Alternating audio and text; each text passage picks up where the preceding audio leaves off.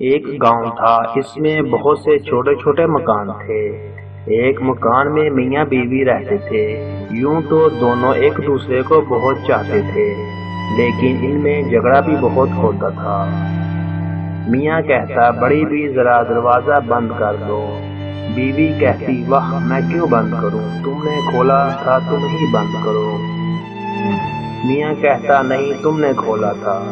بیوی کہتی، تم نے ہی حکم دیا تھا تو میں نے کھولا، اب کم سے کم تم اسے بند تو کر دو۔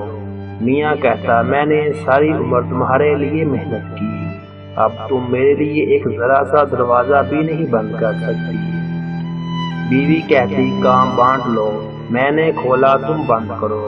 میاں کہتا، دیکھا تم مان گئی کہ دروازہ تم نے کھولا تھا۔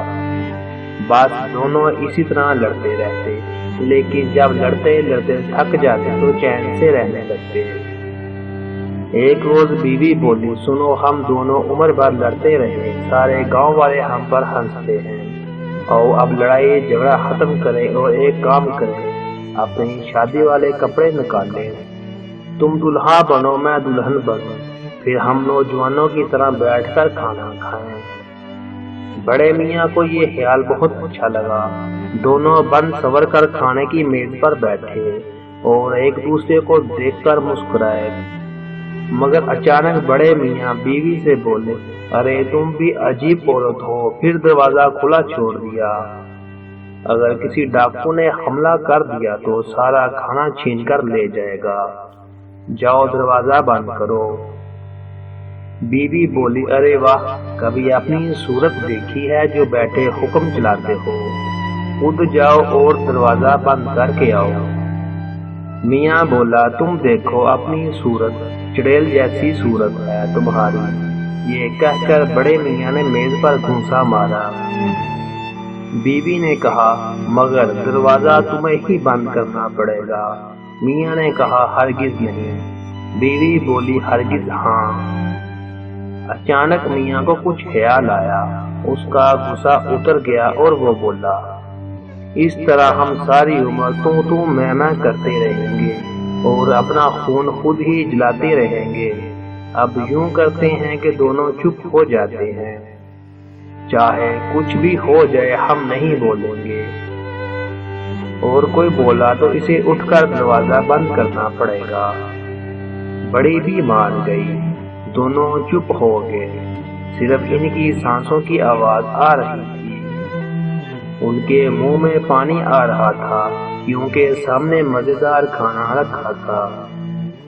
اتنے میں دروازے پر آ کر ایک فقیر نے آواز دی، اللہ کے نام پر بھوکے فقیر کو ایک روٹی کھلا دو۔ گھر والوں نے کوئی جواب نہ دیا تو فقیر کھڑا انہیں دیکھتا رہا، پھر اس نے ہمت سے کام لیا اور اندر چلا آیا۔ کیا دیکھتا ہے کہ ایک مرد اور ایک عورت کھانے کے میز پر بت بنے بیٹھے ہیں۔ فقیر نے سوچا کہ شاید دونوں بیٹھے بیٹھے مر گئے۔ اس نے بڑی بی کی ناک دبائی، اس کا دم گھٹنے لگا، مگر وہ چپ رہی۔ پھر فقیر نے بڑے میاں کا ایک کان کھینچا، کان لال ہو گیا، مگر بڑے میاں نے اف بھی نہ کی۔ آخر بڑا فقیر میز پر بیٹھ گیا اور مزے کے کھانے ہڑپ کر گیا، اور دونوں میاں بیوی اس طرح خاموش بیٹھے رہے۔ اب فقیر نے اپنا منہ صاف کیا اور مرغی کی ہڈیوں کا ہار بنا کر بڑے میاں کے گلے میں ڈال دیا۔ بڑے میاں دم سادہ بیٹھے رہے اور فقیر ہنستا ہوا چلا گیا۔ کچھ دیر بعد ایک چور نے کھلے ہوئے دروازے سے جھانک کر اندر دیکھا۔ کیا دیکھتا ہے کہ ایک عورت اور ایک مرد بت بنے بیٹھے ہیں۔ وہ سمجھا کہ دونوں لکڑی کے بنے ہوئے ہیں۔ اس نے عورت کی گردن پر گدگدی کی، لیکن وہ چپ رہی۔ پھر چور نے بڑے میاں کے بال نوچے، وہ بھی خاموش رہے۔ آخر چور نے گھر کا سارا سامان ایک بوری میں بھرا اور لے کر چلتا بنا۔ اب ایک کتا گھر میں گھس آیا، اس نے دیکھا بڑے میاں کے گلے میں مرغی کی ہڈیاں کا ہار پڑا ہوا ہے۔ اس نے بڑے بڑے دانت نکال کر اس کے گلے پر حملہ کر دیا۔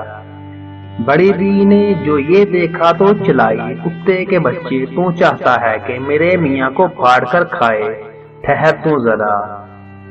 یہ کہہ کر بڑی بی نے پیر سے جوتی اتاری اور اتنے زور سے ماری کہ کتا چلتا ہوا بھاگا۔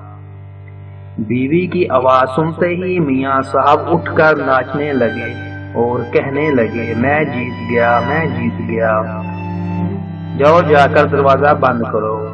بڑی بی بیچاری دروازہ بند کرنے چلی گئی، مگر دونوں کی لڑائی جاری رہی۔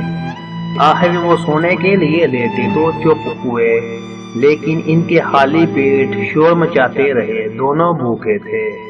یہی ان کی لڑائی جھگڑے کی سزا تھی۔